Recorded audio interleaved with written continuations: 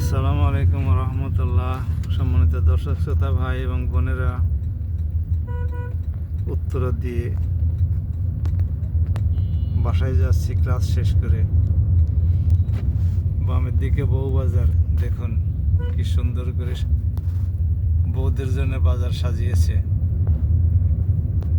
বররাও কিন্তু সেখানে আসে, খালি বউরাই আসে না। এখানে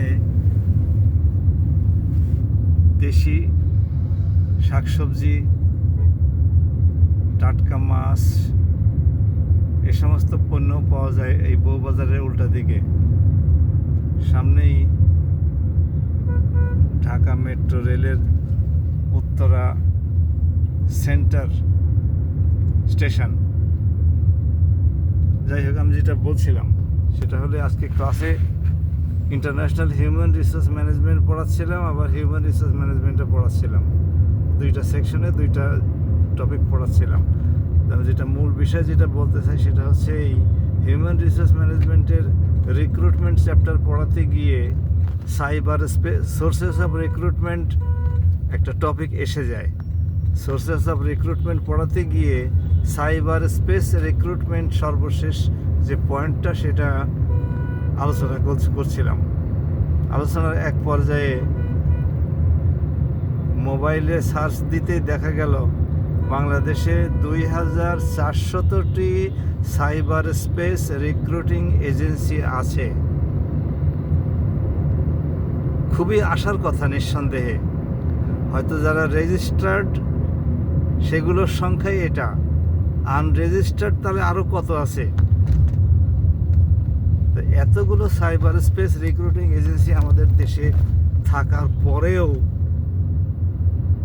আমাদের বেকার ছেলে মেয়েদেরকে এই রিক্রুটিং এজেন্সিগুলো কোনো ভ্যাকান্ট পজিশন সম্পর্কে, কর্পোরেট ওয়ার্ল্ড হোক, প্রাইভেট সেক্টর হোক, তাদেরকে অবহিত করে?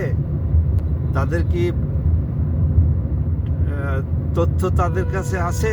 যাদের চাকরি দরকার, মাস্টার্স কমপ্লিট করেছে বা গ্র্যাজুয়েশন কমপ্লিট করেছে, নাকি আমাদের চাকরি প্রার্থী যারা ক্যান্ডিডেট তাদের কাছে এই 2400 রিক্রুটিং এজেন্সির কোনো তথ্য আছে, কোনো অ্যাড্রেস আছে, কোনো কিভাবে তাদের কাছে ইনফরমেশন দিতে হয় সে সমস্ত ফরম্যাট আছে?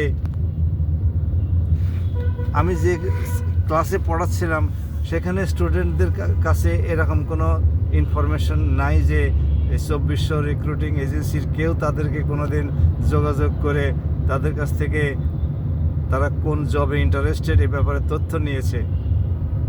আবার রিক্রুটিং এজেন্সিগুলোর কাছেও নিশ্চয়ই কোনো তথ্য নাই যে অমুক ইউনিভার্সিটিতে এই সমস্ত ক্যান্ডিডেটগুলো গ্র্যাজুয়েশন এবং পোস্ট গ্র্যাজুয়েশন শেষ করেছে, তাদের কি কি পজিশন, কি কি জব তাদের দরকার।